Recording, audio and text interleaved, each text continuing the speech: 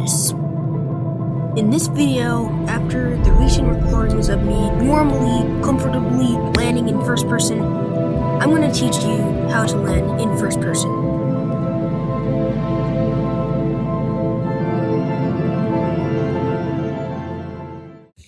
When I first got into my 787 cockpit in PTFS, I couldn't even taxi properly.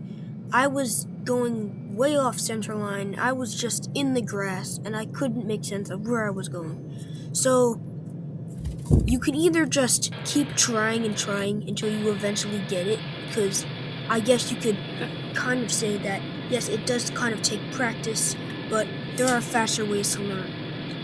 So look out the window and see which way all of the scenery, the taxi lines, the grass, is moving from behind you. Then you should be able to make sense of which direction you're going in. If that doesn't work, then you can try my new trick. If you're in a flight simulator where you have a replay mode, taxi in outside view, and then watch the replay on the inside.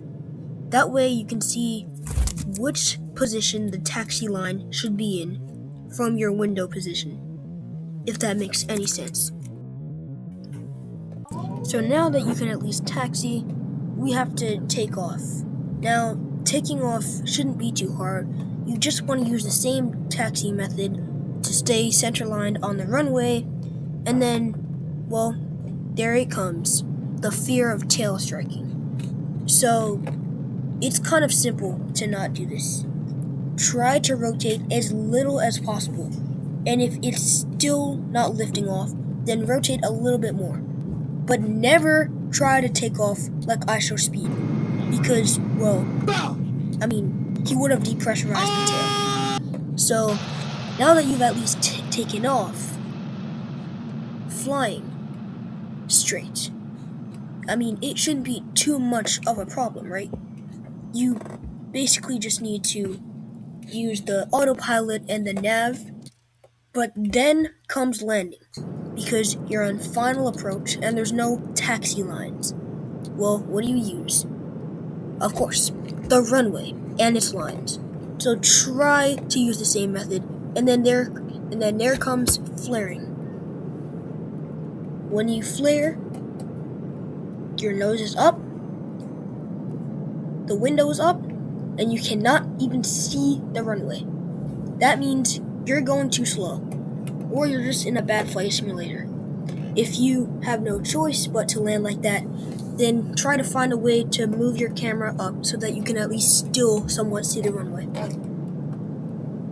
Now, if you're in most realistic flight simulators, listen for the landing callouts. The 50, 40, 30, 20, 10. Those are really going to help you on your descent before touchdown. After that, you're going to want to lower the nose and use the same taxi method. But the thing is, how do you even see how high you are? Because you've already forgotten what it looked like from the ground. I used to make this mistake all the time.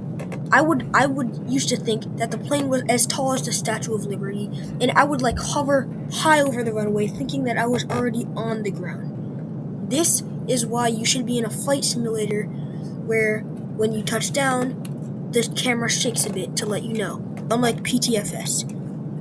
Try to look at where the cockpit windows are when you're on the ground taxiing.